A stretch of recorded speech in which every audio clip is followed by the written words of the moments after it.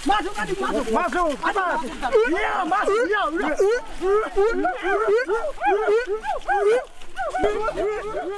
Kayu besi rawa sepanjang 17 meter ini disiapkan untuk membuat salib.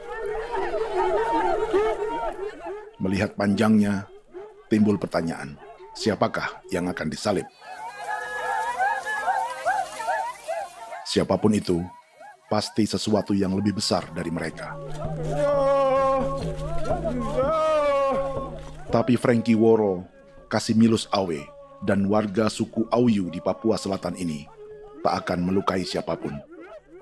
Mereka memakai salib ini sebagai tanda perlawanan.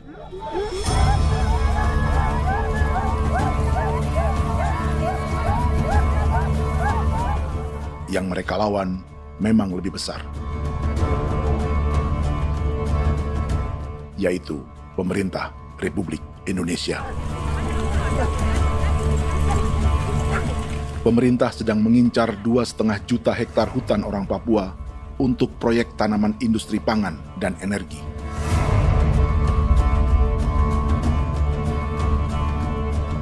Ratusan kilometer dari salib orang-orang Auyu itu, orang Muyu sedang menyiapkan gerakannya sendiri. Tapi kali ini dalam bentuk sebuah pesta. Pesta yang disiapkan oleh marga Kimco Jinibju selama 10 tahun.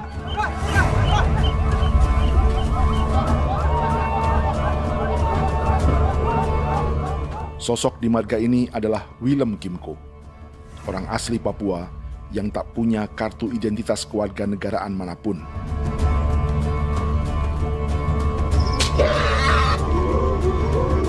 Pesta adat ini sudah cukup langka. Tak hanya di Papua, bahkan di kawasan Pasifik dan peradaban Melanesia. Awalnya bayarnya kalau pernah. Itu nih hati kau dekere bipnuka, dan kita ya kati kau beri barang dipo. Kau memang ambil kau kuning. Ada gagasan dan gerakan sosial di balik pesta orang-orang Muyu ini. Sama dengan gerakan salib merah yang dimulai orang-orang Auyu. Salib ini akan menjadi yang terbesar dari 1.800 salib merah yang telah ditancapkan berbagai suku di Papua Selatan dalam 10 tahun terakhir.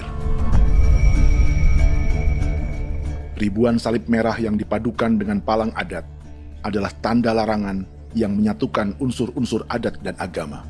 Kami percaya bahwa kalau memang kami sudah tidak mampu untuk menyelesaikan persoalan ini, dalam hal ini perusahaan tidak bisa masuk, berarti kami minta bantuan kepada nenek moyang dan Tuhan. Atribut perang orang Auyu ini diukir atau dilukis, digambar di batang salib ini dengan tujuan bahwa kami larang dengan sangat keras. Jadi apabila siapapun, baik dari antara kita sendiri yang melanggar batas ataupun pihak lain yang mengganggu keselamatan hak tanah adat kami, maka kami siap untuk melakukan ancaman perang.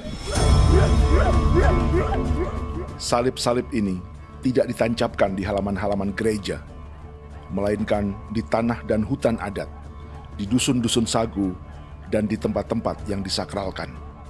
Sebab 1.800 palang adat dan salib ini memang bukan semata tentang agama, tapi untuk mencegah negara dan perusahaan memasuki tanah dan hutan adat mereka. Papua bukan tanah kosong.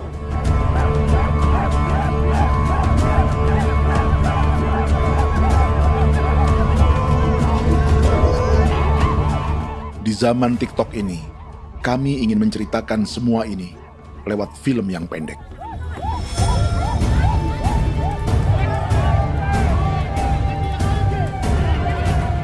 Tapi kami jelas gagal.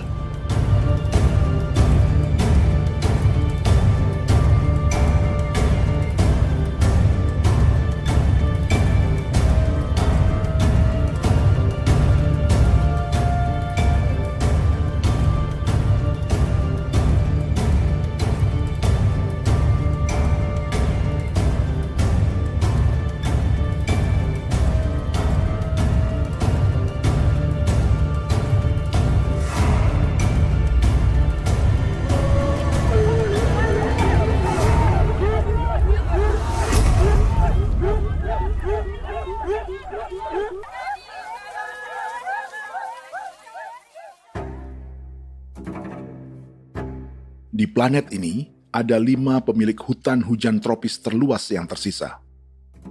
Kongo di Afrika, Brazil, Peru, Bolivia, dan Indonesia.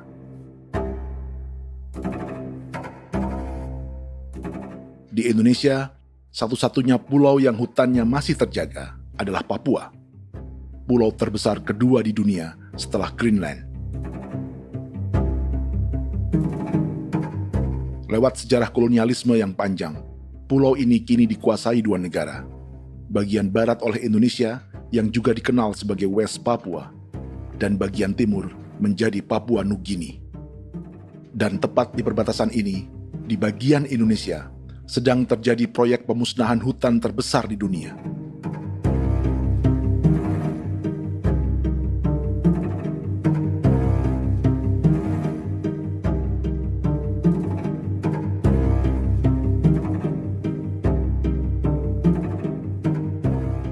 Pemerintah Indonesia sedang membuka lebih dari 2,5 juta hektar hutan untuk sawit, tebu, padi, dan peternakan. Ini disebut proyek strategis nasional untuk lumbung pangan dan energi yang jadi ambisi 3 presiden. Bagian terbesar direncanakan untuk mencetak sawah seluas 1,3 juta hektar. Lalu bagian lain akan ditanami tebu seluas 560.000 hektar untuk gula dan bioetanol. Setiap liter bensin di Indonesia akan dicampur bioetanol 10% atau E10. Ada 10 perusahaan di proyek ini, dan semuanya dimiliki oleh 1 keluarga saja. Berikutnya, ada areal sawit seluas 400.000 hektar untuk biodiesel. Targetnya mencampur 50% solar dengan minyak sawit atau B50. Dan terakhir, pemerintah akan membuka peternakan seluas 380.000 hektar. Jadi, apa yang salah dengan proyek pangan dan energi ini? 5 orang Papua dalam film ini akan menjawabnya.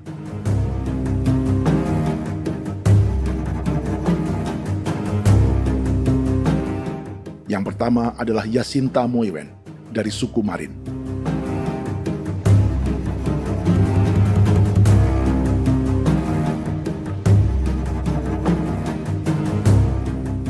Yasinta dan warga di distrik Ilwayap di Merauke sudah menjadi korban. Hutan dan rawa sebagai sumber pangan dan ekonominya telah dihancurkan. Jalan sepanjang 135 km sedang dibuat, dan di kiri kanannya akan dicetak 1 juta hektar sawah. Mereka sulit menolak atau melawan. Salib sudah digeser, masih datang lagi dengan senjata mereka nih. Karena proyek ini juga dijaga tentara. Macam-macam senjatanya.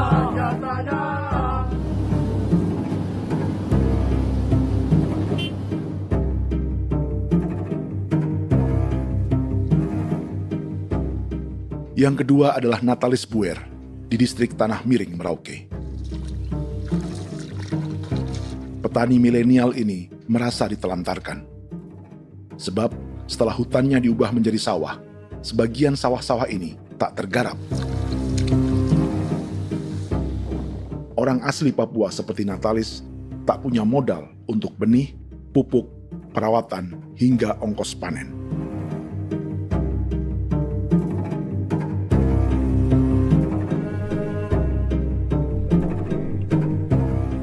Orang ketiga adalah Vincent Kuipalo dari suku Yenan di distrik Jagebob, Merauke. Vincent dan suku Ye sedang menjadi korban. Hutan adat orang-orang Ye sedang dihancurkan untuk perkebunan tebu dan bioetanol.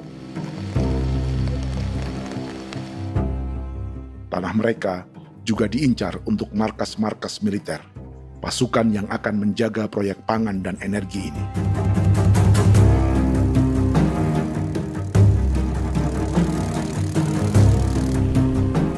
Yang keempat adalah Frankie Woro dari suku Auyu di distrik Fofi, Kabupaten Bovendigul. Hutan dan tanah mereka terancam perluasan perkebunan sawit untuk campuran biodiesel atau B50.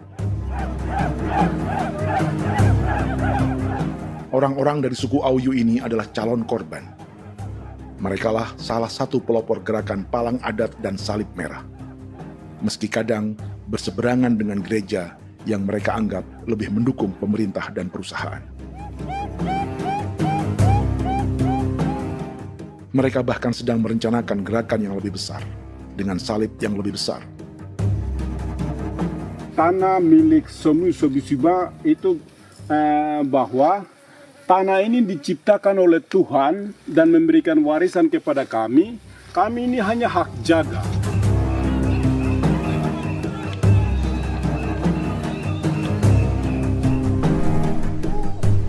Sosok kelima adalah Willem Kimco dari suku Muyu di Bovendigul. Tokoh adat dari Muyu ini hidup di garis belakang proyek negara, sehingga belum menjadi korban.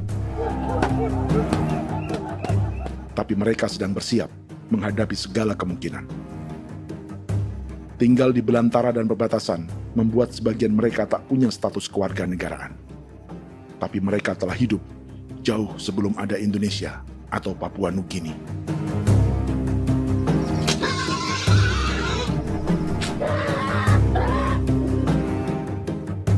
Kelimanya mewakili jutaan orang asli Papua yang sedang terancam eksistensinya.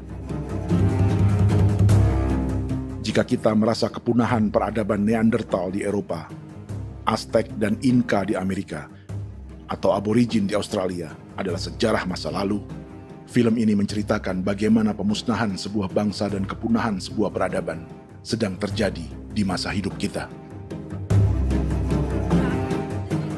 Kepunahan bukan karena kerusakan lingkungan dan ruang hidup semata, juga karena dihantam 60 tahun operasi militer.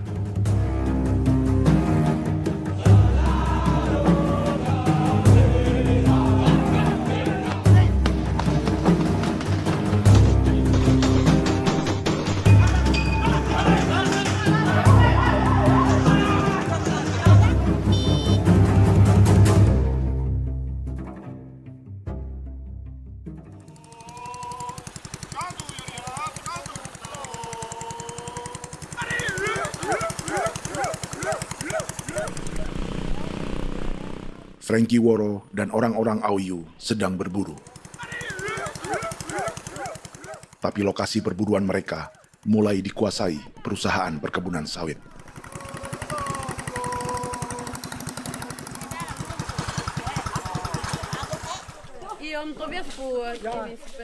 Kita akan menuju arah ke Inabusu. Di sana kami akan masuk di wilayah konsesi perusahaan PT Indo Asiana Lestari, dan di situ ya ada survei-survei mereka yang mereka pernah lakukan, tapi juga kami ada lakukan tanda-tanda saksi di sana.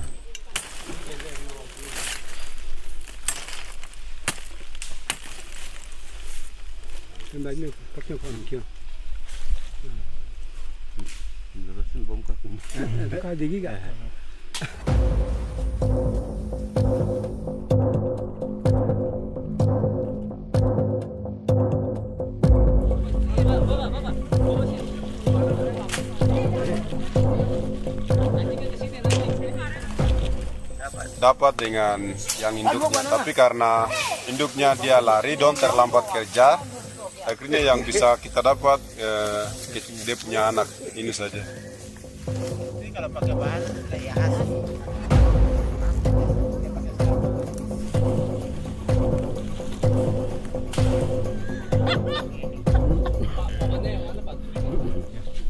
Pohon ini pohon bitanggur, dia punya kayu ini kita biasa gunakan untuk kerja perahu, dan juga kulit depu getanya itu kita pakai untuk kerja ini, panah-panah ini lem, jadikan lem ini, panah-panah.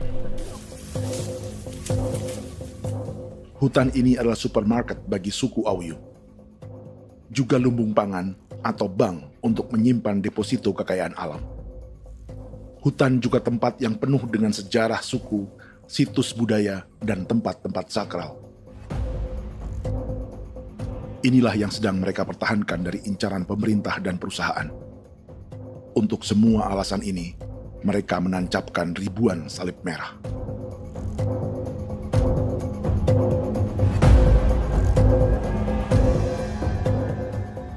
Tapi dari kampung, warga suku Auyu memberi kabar pada Frankie tentang intimidasi oleh aparat negara agar mereka melepas tanah ke perusahaan sawit dan berhenti memasang palang adat dan salib merah. Ada beberapa titik yang saya sudah siap, tetapi di sini emergensi dari saya, terutama di Kampung Sokangon, PT Damai Timber. Dia mengganggu saya dengan menggunakan kekerasan maupun pihak hukum.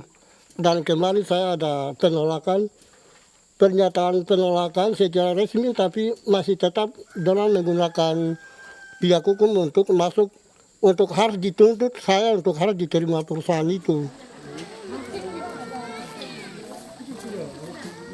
Kita di situ ada 15 marga, tetapi 15 marga juga tidak setuju. Marga-marga siapa yang terima dan marga-marga mana saja yang menolak. Nanti kita lihat dari pertimbangan itu, dan di situ dan kita undang mereka untuk bicara dengan kami. Sebagai sosok yang aktif dalam gerakan, warga Auyu terus memberi informasi lapangan kepada Frankie yang tak selalu berada di kampungnya.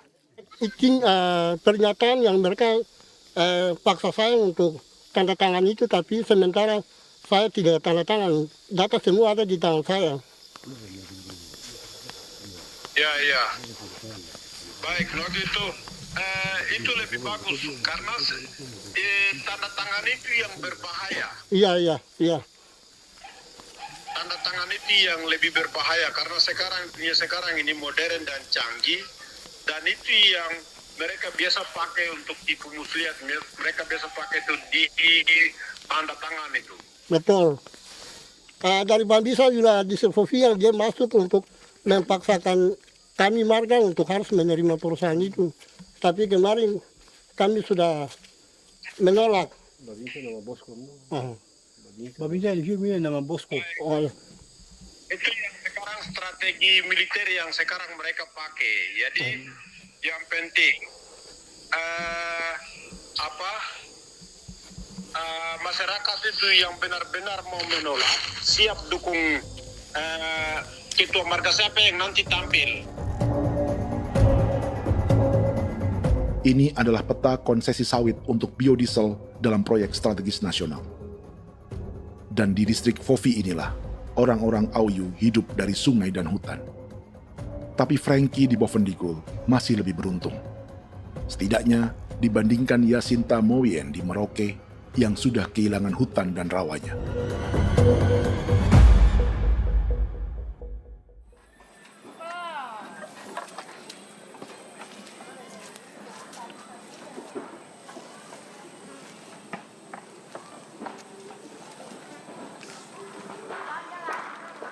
Yasinta dari suku Marin adalah petani sayur di Kampung Wanam, distrik Ilwayap, Merauke.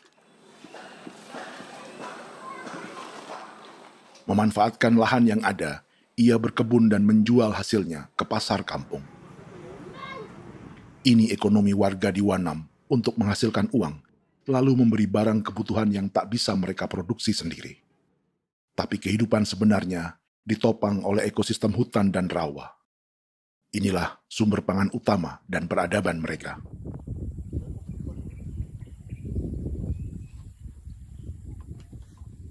Namun ketenangan ini diusik ketika tiba-tiba pada Mei 2024, di Pelabuhan Wanam datang ratusan alat berat untuk proyek pangan dan energi pemerintah.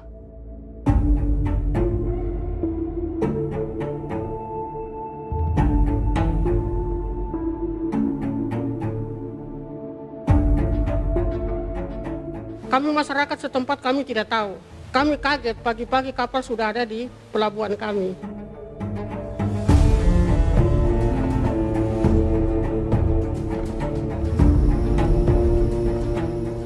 Yasinta Moywen atau Enrika Gebze dan warga lainnya tak pernah diajak bicara atau dimintai pendapat. Seakan-akan Papua adalah tanah kosong. Kita suka kaget yang dong bawa turun alat berat dong bawa turun, kita kaget masyarakat. Dorang subongkar itu kayu-kayu.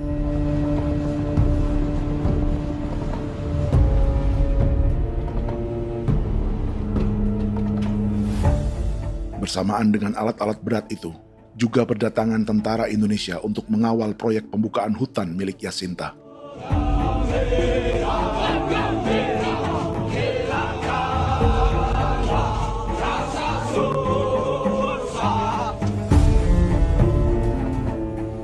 Ribu alat berat didatangkan dari Cina ke Papua oleh perusahaan bernama John Lin Group sebagai kontraktor pemerintah. Ini disebut sebagai pesanan eskavator terbesar di dunia dengan nilai 4 triliun rupiah. Misinya membuka hutan dan rawa milik orang Marin, salah satunya untuk membangun jalan sepanjang 135 km. Sementara di kiri kanannya akan dicetak sawah yang ditargetkan seluas 1,3 juta hektar. Jalan berupa garis lurus ini bukan rute tradisional ekonomi masyarakat. Jalan ini akan menghubungkan kawasan perkebunan sawit dan tebu di sebelah timur, juga untuk mobilisasi pasukan militer. John Lin Group adalah perusahaan yang dimiliki Andi Samsudin Arsyad atau yang dikenal dengan Haji Isam. Sebagian orang mengenalnya sebagai pengusaha yang hobi balapan mobil.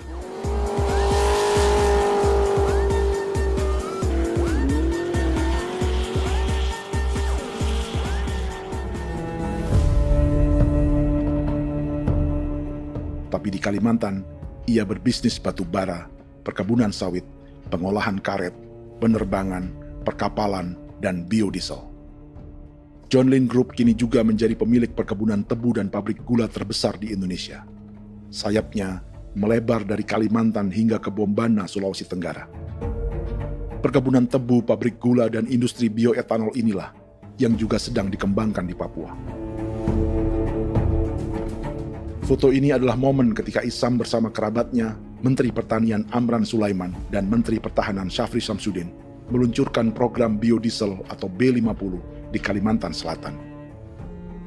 B50 artinya setiap 1 liter solar, 50%-nya akan dicampur minyak sawit.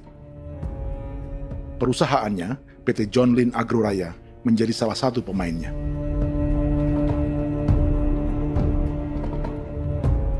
Sepanjang tahun 2025, saham PT John Lin Agroraya pernah naik hingga 700%.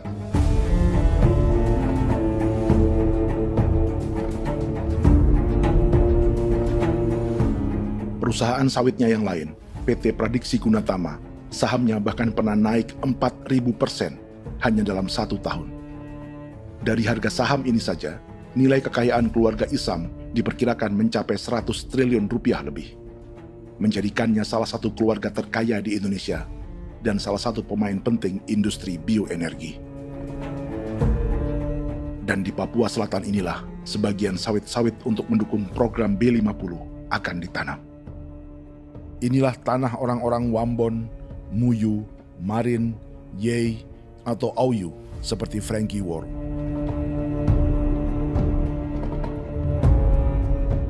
Haji Isam pernah menjadi tim kampanye nasional Presiden Joko Widodo dalam pemilu 2019 saat melawan Prabowo. Bintang Mahaputra Utama diberikan kepada Saudara Andi Syamsuddin Arsyad. Beliau berjasa luar biasa dalam mendorong pertumbuhan ekonomi daerah maupun nasional. Setelah menjadi presiden, Prabowo memberi gelar kehormatan Bintang Mahaputra Utama pada Isam.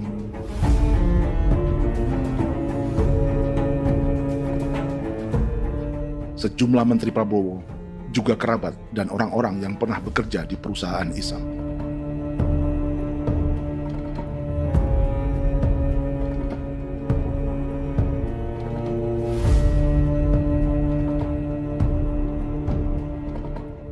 Lawan sebesar inilah yang sedang dihadapi Jacinta di kampung Wanam, Merauke. Atau petani perempuan lain seperti Enrika Gebze. Jadi alam kita ini sudah rusak. Jadi kita itu biasa jalan dari sini tuh harus pasang jerat di situ, harus cari makan di situ lagi. Itu tempat-tempat itu pasang-pasang jerat, tempat babi, rusa, sekarang sudah tidak ada lagi.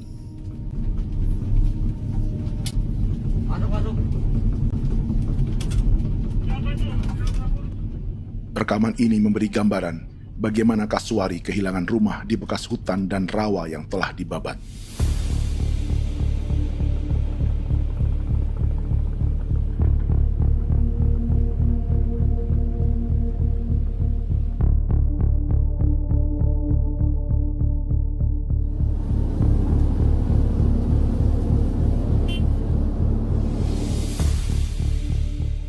Keterlibatan tentara dalam proyek pangan dan energi di Papua memakai dalih bahwa ancaman terhadap negara kini tak hanya perang secara militer, tapi juga melalui pangan dan energi. Kementerian Pertahanan pun terlibat karena proyek ini dianggap operasi militer selain perang. Jadi tugas kamu adalah menjaga sumber cadangan pangan nasional. Macam-macam senjatanya,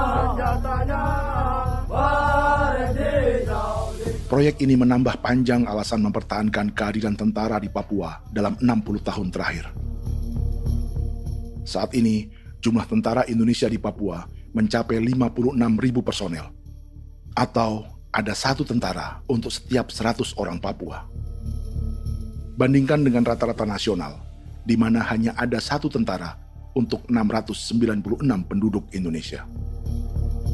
Itu belum termasuk polisi. Artinya, 1 orang Papua dijaga lebih banyak senjata dari rata-rata penduduk Indonesia. Tanah dan hutan diambil secara sepihak untuk kepentingan pembangunan batalion dan bandar antariksa. Ini bentuk perampasan masyarakat. Penolakan kehadiran markas-markas militer terjadi di sejumlah tempat di Papua. Tak hanya karena trauma dan ketakutan, juga karena mengambil tanah-tanah adat.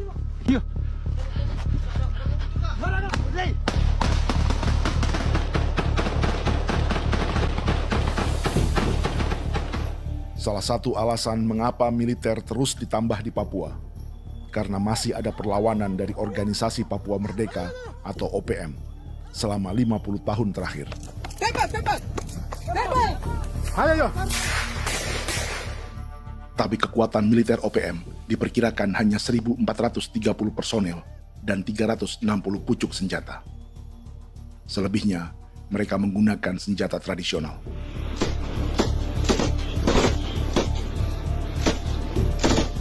Dengan demikian, kekuatan tentara dan polisi di Papua 58 kali lebih besar dari gerilyawan Organisasi Papua Merdeka.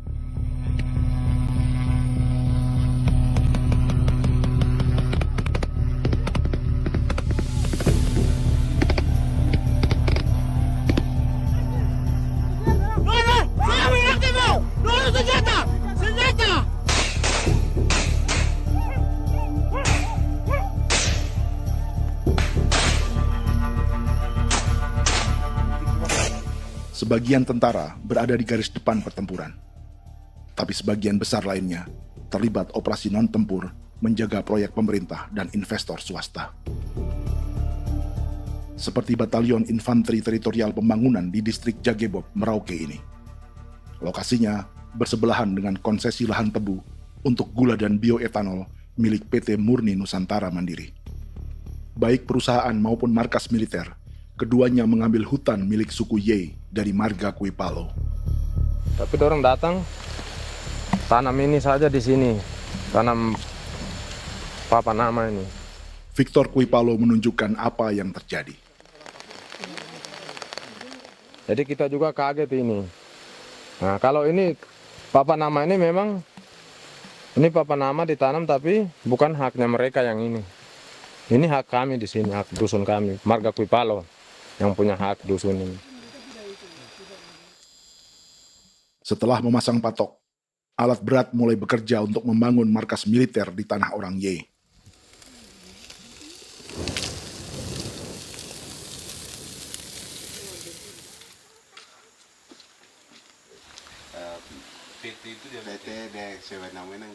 Kehadiran markas militer mengkhawatirkan warga yang pernah mengalami trauma.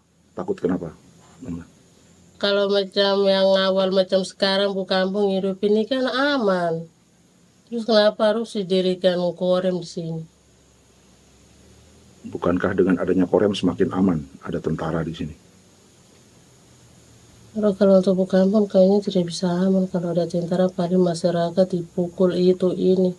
Kalau kampung hidup begini malah saya sejahtera dan saya punya masyarakat. Apa pernah ada pengalaman buruk sebelumnya dengan tentara di daerah sini? Ada yang cerita waktu pos-pos di sini tuh di 13, 12 itu zaman katanya Patimura. Memang kasihan. Malah kita punya orang ini yang dianiaya betul, dipukul. Disuruh kerja bakti tidak mau atau lama mencari, namanya kita pangkur sagu itu butuh waktu 1 minggu. Kalau lama begitu ya paling diseret apa pukul itu. Operasi militer Indonesia di Papua dimulai tahun 1962 lewat Operasi Trikora. Tapi perlawanan bersenjata pertama di Papua baru dilakukan tahun 1965 di Manokwari. Nanti tanggal 1 Mei jam 12.30 pemerintahan di Irian Barat mutlak akan jatuh di tangan.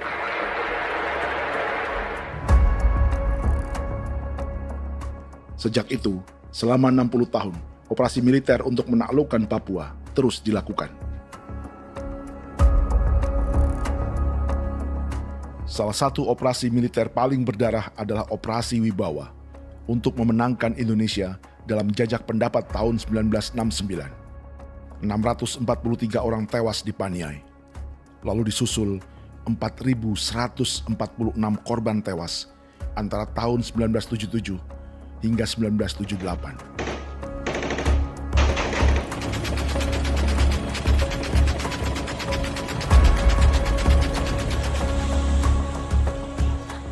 Operasi militer ini menimbulkan gelombang pengungsian hingga kini. Dewan Gereja Papua mencatat 103.000 orang menjadi pengungsi pada tahun 2025 dan nyaris tak diberitakan media-media Jakarta.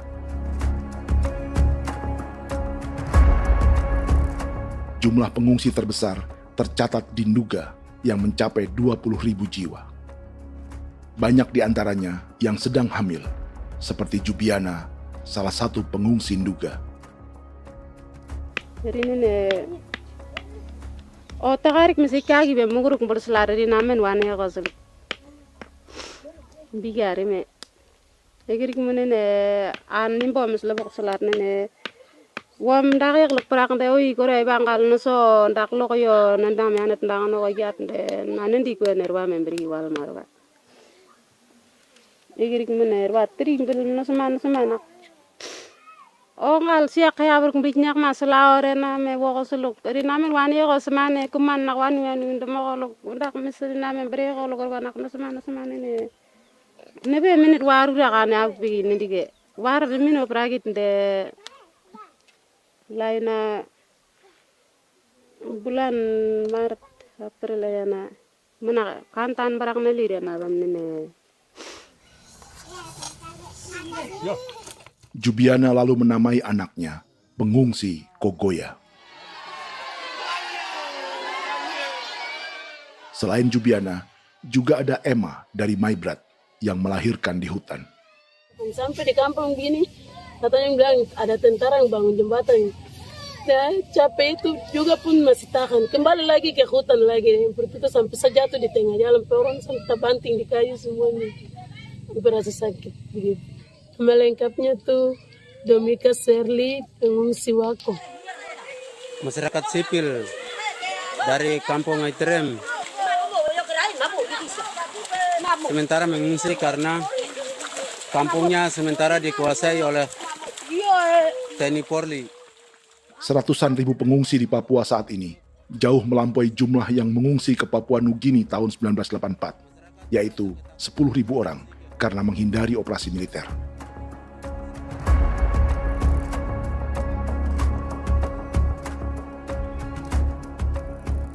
Bersamaan dengan operasi militer, eksploitasi sumber daya alam Papua juga dilakukan sejak masuknya tambang emas dan tembaga Freeport pada tahun 1967.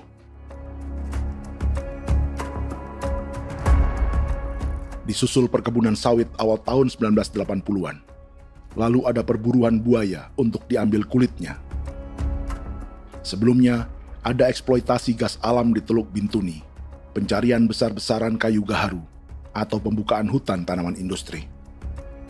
Ini belum termasuk perburuan dan perdagangan ikan arwana di selatan Papua, penebangan kayu merbau dari hutan-hutan Jayapura, emas di Blok Wabu Intan Jaya, bahkan nikel di pulau-pulau kecil Raja Ampat. Dan kini, dalam skala yang belum pernah terjadi dalam sejarah, Papua dipaksa mencetak sawah, tebu untuk bioetanol, dan sawit untuk biodiesel.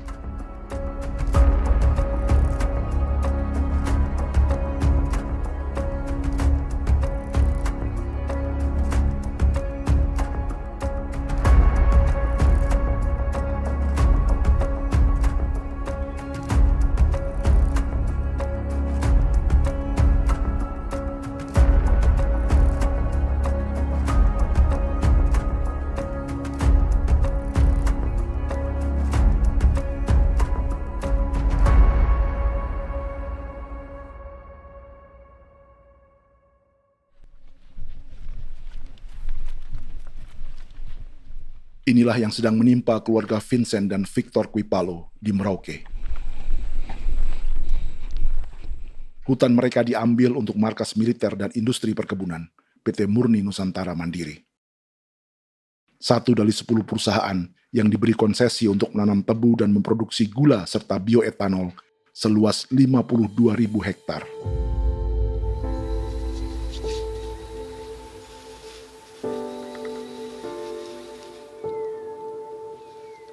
Perusahaan ini dianggap mengambil hutan dan tanah orang-orang Ye, terutama marga Kuipalo, yang memiliki hak adat terhadap 2.300 hektar hutan.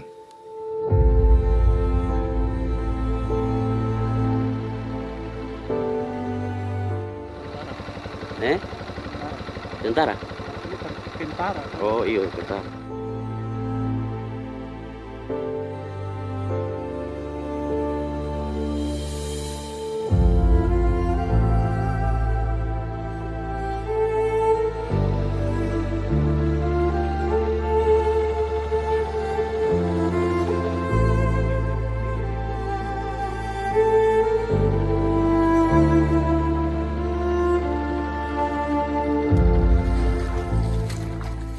Keluarga Kuipalo sedang melihat apakah perusahaan semakin mengancam tanah mereka. Dan kekhawatiran itu terbukti. Iya, makanya tadi saya bilang ini dari sini saja dekat ini sudah masuk di dalam ujung lapang ini. Ini hutan, yang ini hutan yang orang ada bongkar sekarang ini. Ini sudah punya alat sudah dekat ini. Dekat sekali ini. Ini di sini. Nacau, kelapa itu yang jalan lama, jalan setapak ini. Dari udara, terlihat alat-alat berat semakin mendekati tanah orang-orang Ye, marga Kuipalo.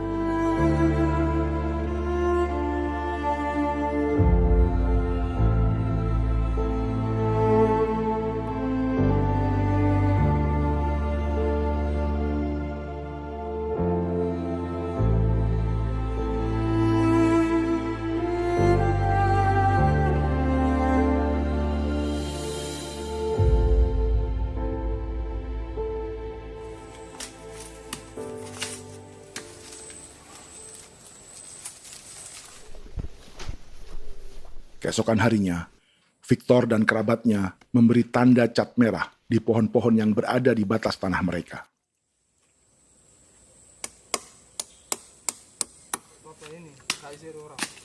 Tapi tanda peringatan adat ini tak diindahkan perusahaan.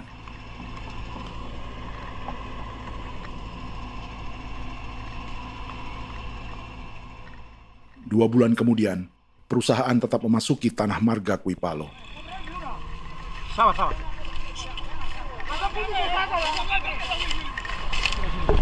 manusia, kau lihat. Tapi tidak sudah sakit hati sekali saya katakan tadi. Ini sama baik kalau tidak berubah lagi tangan, kami juga punya tangan. Hanya beda rambut. Mister itu juga. Woi, buka. Tidak.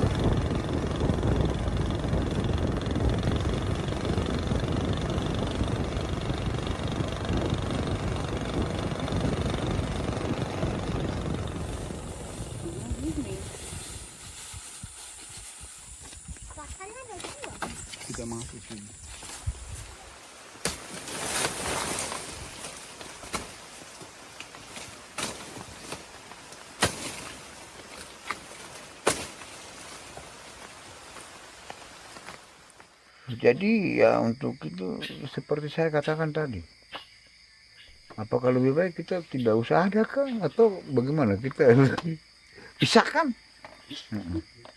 pisahkan dari negara ini kah?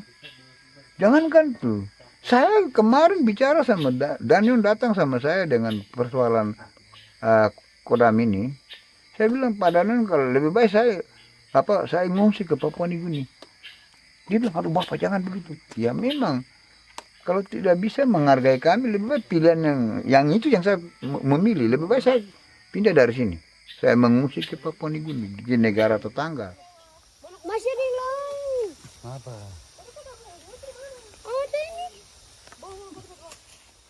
Saya bilang sama Kapolsek, Pak, Agustus ini, 17 Agustus saya tidak kasih naik bendera merah putih. Saya bendera ada, nanti saya taruh di meja. Bendera saya ada. Karena saya punya pikiran percuma kita ini merasa bahwa kita hidup di bawah naungan merah putih. Ternyata merah putih tidak lindungi kami. Tidak anggap kami sebagai kami rakyatnya. Dia lambang negara. Dan kami menghargai lambang negara itu. Ternyata lambang negara ini, kita bernaung di bawah lambang negara ini, kita tidak dilindungi. Hak kita tidak dihargai.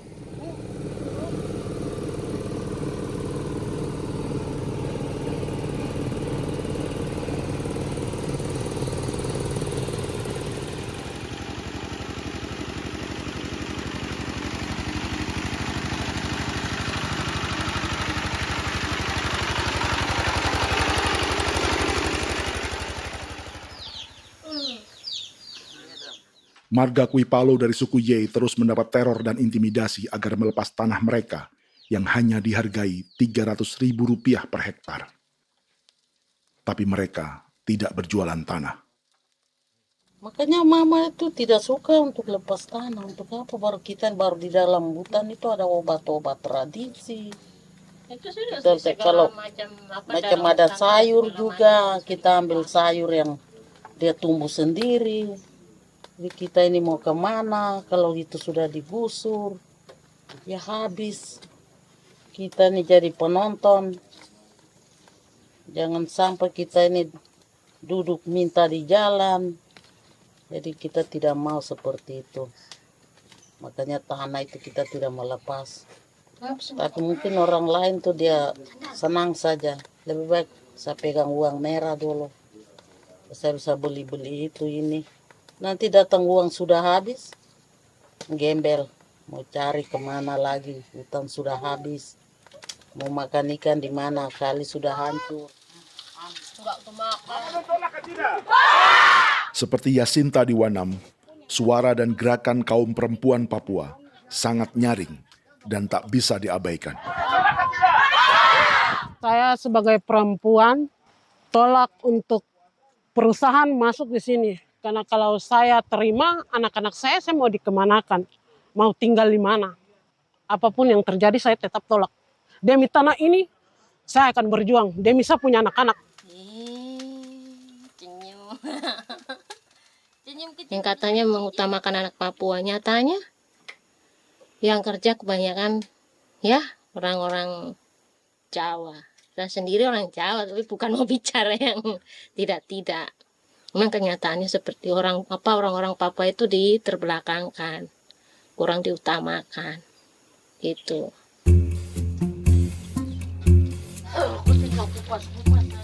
Proyek food estate seperti mencetak sawah, bukannya tak diikuti warga Papua.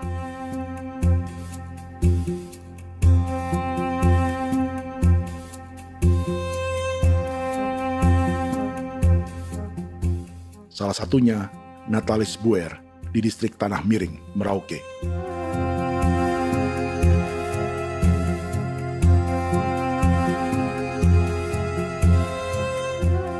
Setelah menghabisi hutan, pemerintah Indonesia mencetak sawah untuk tanaman padi karena beras mulai menjadi makanan pokok menggantikan sagu.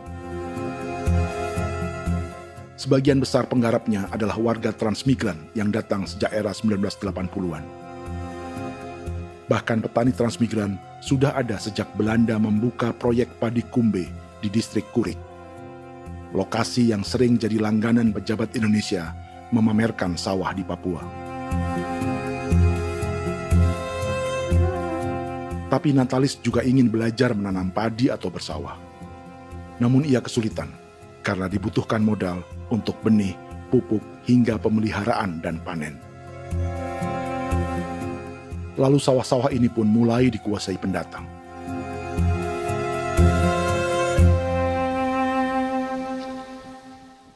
Tapi sejauh ini di kampung kami ini yang saya lihat memang ada kelompok kami punya di sini yang sudah tergabung dalam Gapoktan, kemudian masuk dalam optimalisasi lahan.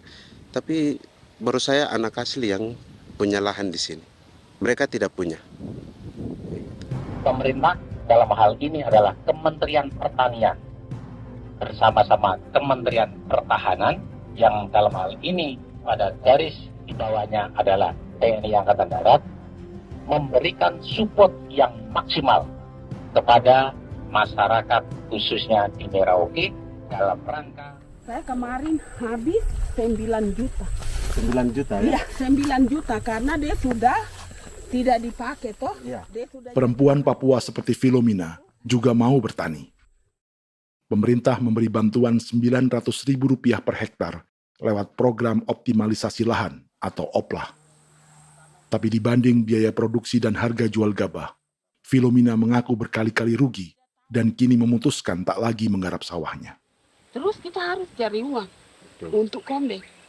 Betul. Karung kita beli. Karung beri sendiri lagi. Tenda kita beli. Ini dari yang offline ini don tidak siapkan. Tidak ada. Tidak ada ya, jadi mama don sendiri. Itu yang saya udah bilang, 900.000. Itu modal untuk kerja sawah ini. Mulai dari kerja sampai nanti panen. Panen. Wih, ngeri sekali. Iya, lucu toh? Tidak dapat itu. Betul, Mam.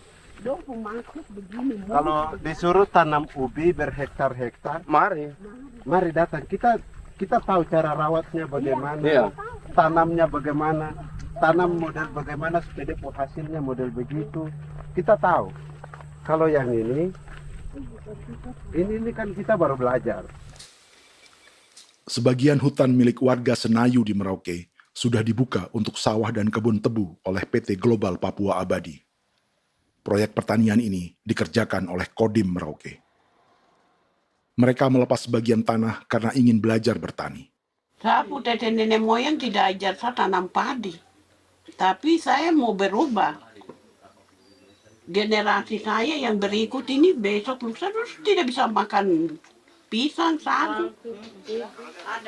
Namun program optimalisasi lahan yang dijanjikan dengan berbagai bantuan tak dirasakan Filomina. Obat rumput beli, obat padi beli, jonder kita bayar, bahkan bibit masih kurang, cari bibit lagi beli. Jadi saya memang kalau program pemerintah saya sama sekali saya tidak suka. Baku tipu saya.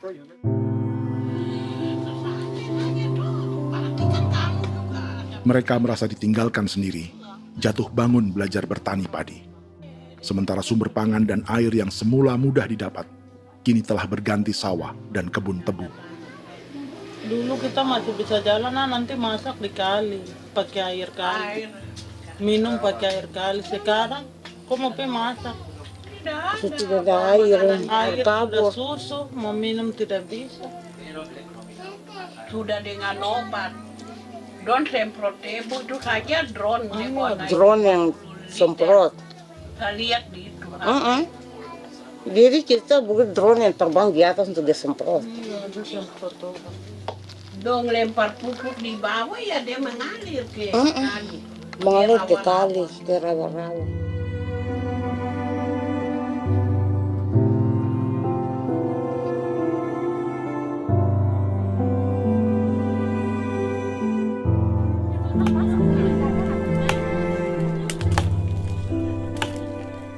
Seperti pertanian sawah bagi orang Bali atau Toraja, bagi orang Auyu dan suku-suku lainnya di Papua Selatan, sagu juga bukan semata tentang pangan.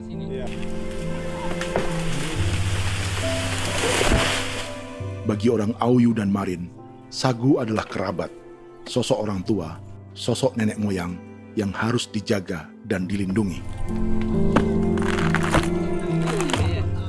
Lagi bikin apa mama ini mama? Pakai toko kita sagu.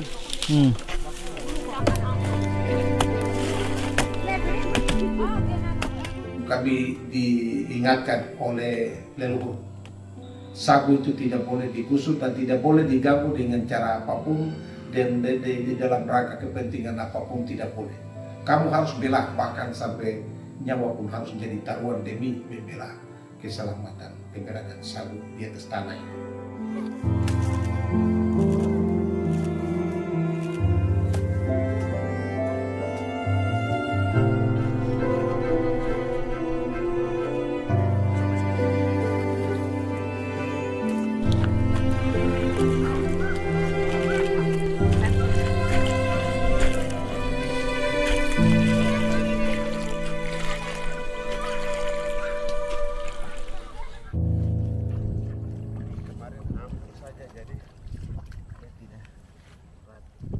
Menurut Natalis, pemerintah di Jakarta mendefinisikan lumbung pangan semata urusan beras dan mencetak sawah.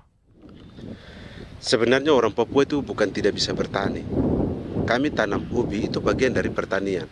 Nah, pertanian yang dimaksud oleh pemerintah itu harusnya selalu itu kalau bisa pemerintah harus spesifikkan pertanian apa yang dimaksud, pertanian tanam padi atau pertanian tanam ubi, petasan dan lain-lain. Ini yang harus dispesifikkan dulu. Begitu, sehingga tidak menjustifikasi kami orang asli Marin bahwa kami tidak bisa bertani, bukan. Kami buka kebun besar-besar di sana, bahkan bermeter-meter, ratus-ratus meter pakai sekop, bukan pakai ekskavator, tapi ini pakai skop. Itu pertanian, begitu. Bagi Natalis, alih-alih memaksimalkan sawah-sawah yang sudah ada untuk petani Papua,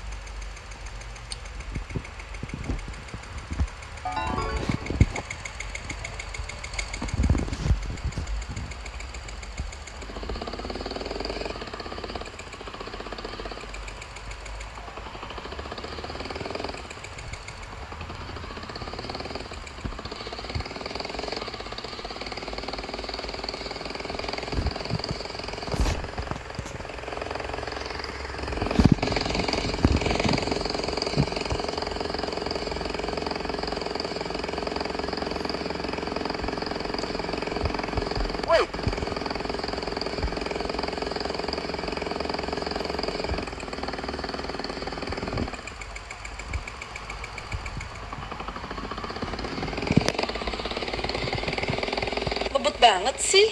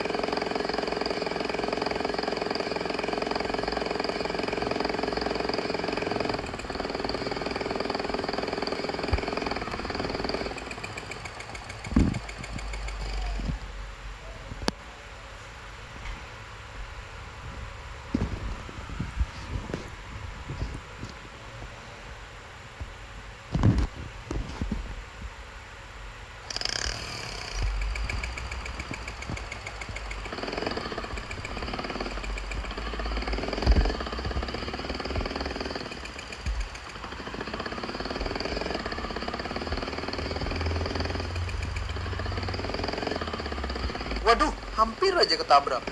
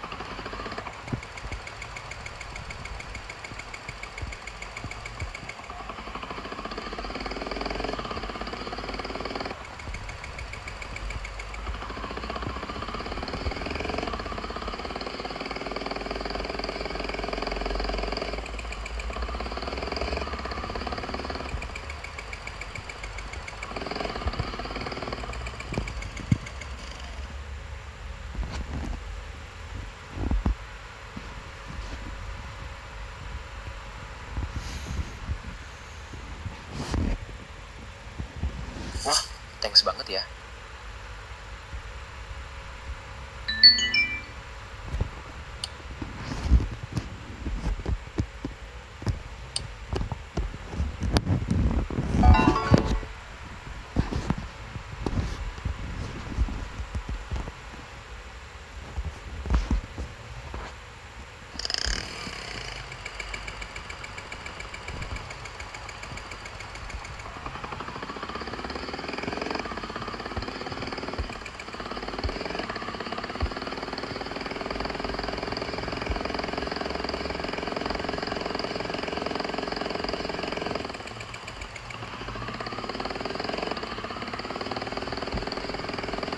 Waduh, hampir aja ketabrak.